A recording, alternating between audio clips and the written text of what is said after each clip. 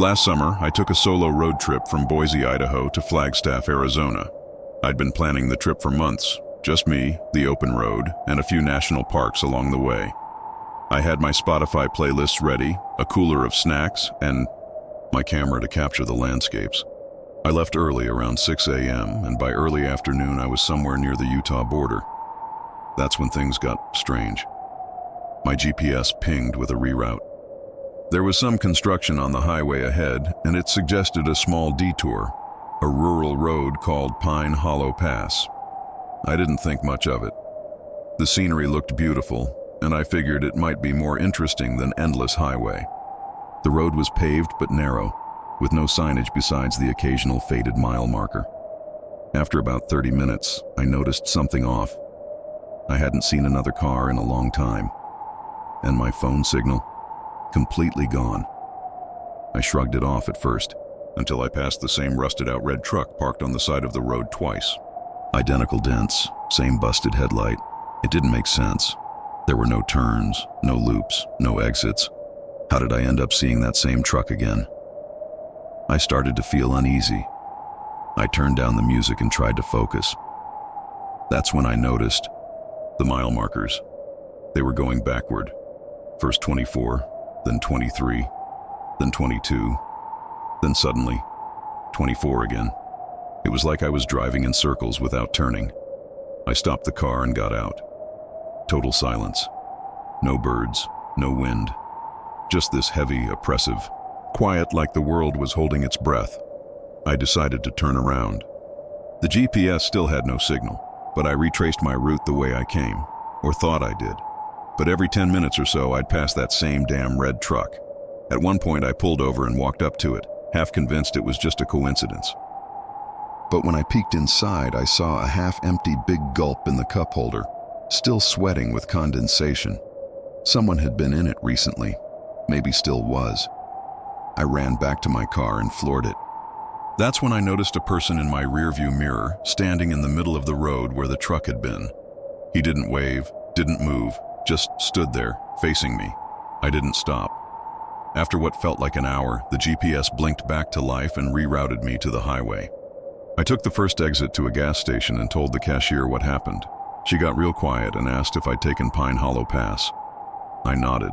She just said, "Yeah. People around here know not to take that road anymore.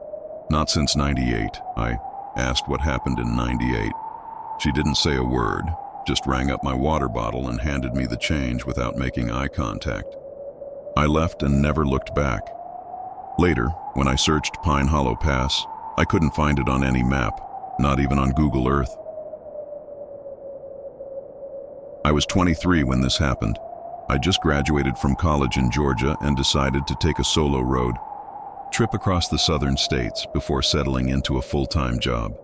I wanted to clear my head, see some sights, live a little. My route took me through Alabama, Mississippi, Louisiana, and that's where things got strange. It was somewhere in northern Louisiana, backwoods territory, miles between towns. I was on a quiet stretch of highway, low on gas, and starving. I passed a faded sign that read, "Service station, 2 miles," with an arrow pointing down a narrow, cracked road. It didn't look inviting, but I figured it was better than running out of gas in the middle of nowhere. The road wound through dense trees. No homes, no signs, just tall pines leaning in like they were trying to keep a secret. Eventually, I saw it. A gas station, old but still lit. Fluorescent lights buzzed overhead, and there was a diner attached, though the sign was too faded to read. I pulled up to the only pump. There were no other cars around. The windows of the building were foggy and streaked like they hadn't been cleaned in years.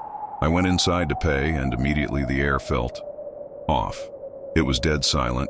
No music, no sound from the kitchen, just the hum of an old fridge.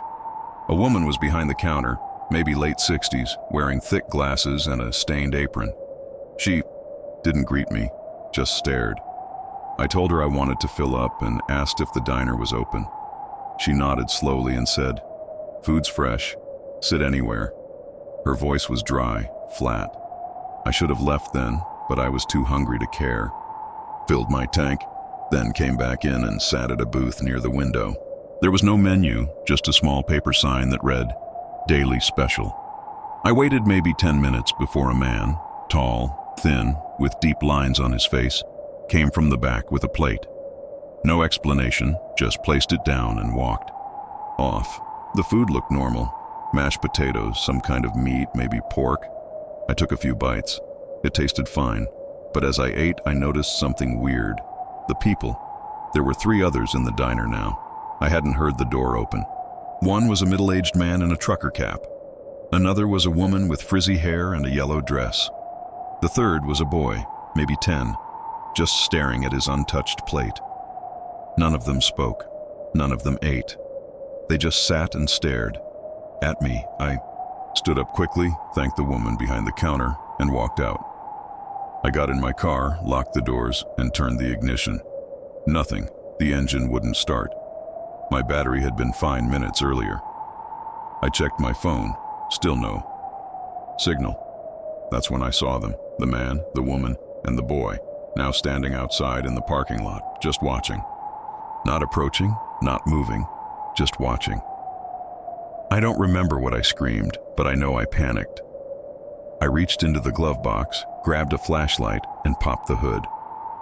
I don't know what I was looking for, but I just wanted to do something. And then I blinked, and they were gone.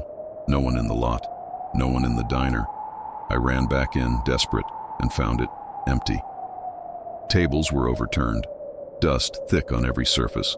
The fridge was off, the lights dead. No woman, no man, no boy. The station looked like it had been abandoned for years. I sprinted back to the car, heart hammering, and tried the ignition one more time. It roared to life like nothing was wrong.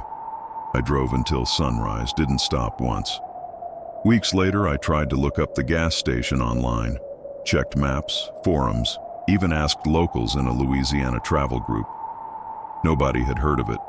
The road doesn't exist on Google Maps anymore, just dense trees, like it was swallowed whole. Some places, maybe they're not meant to be found twice. This happened to my older brother, Evan, back in 2016.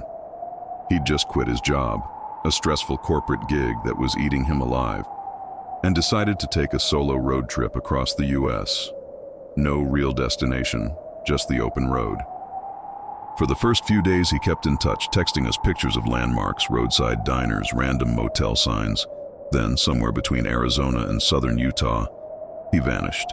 No goodbye, no warning, no accident reports, no trace. He was just gone. We spent almost 2 years with no news. Then, out of nowhere, we got a call from the Kane County Sheriff's Office in Utah. They'd found Evan's car, parked behind an old motel just off Highway 89 called the Cedar Ridge Inn. When we got there, the place looked abandoned. The kind of roadside motel that's been dying slowly since the 80s. Cracked sign, boarded windows, weeds swallowing the lot. But here's the thing.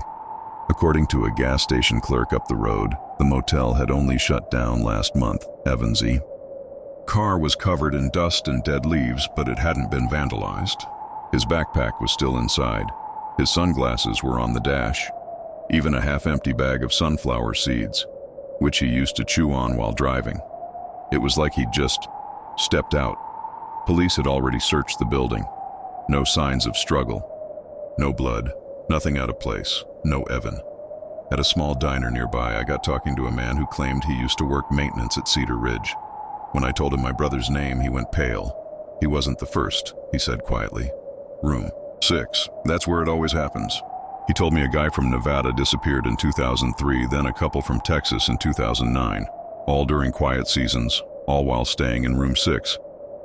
The local cops didn't want to stir panic, so nothing ever made the news.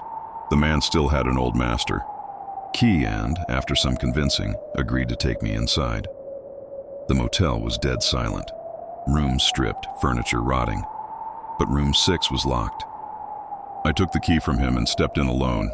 It was clean. That's what hit me. The bed was made, pillows fluffed. The air felt stale but warm, like someone had just left a few minutes ago. On the nightstand, there was a spiral-bound notebook. It was Evan's. I recognized his handwriting immediately. At first, the entries were normal. Descriptions of places, road thoughts. Then things got weird.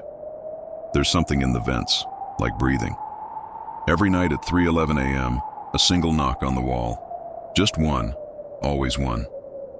The mirrors aren't right. I see things behind me, but nothing's there.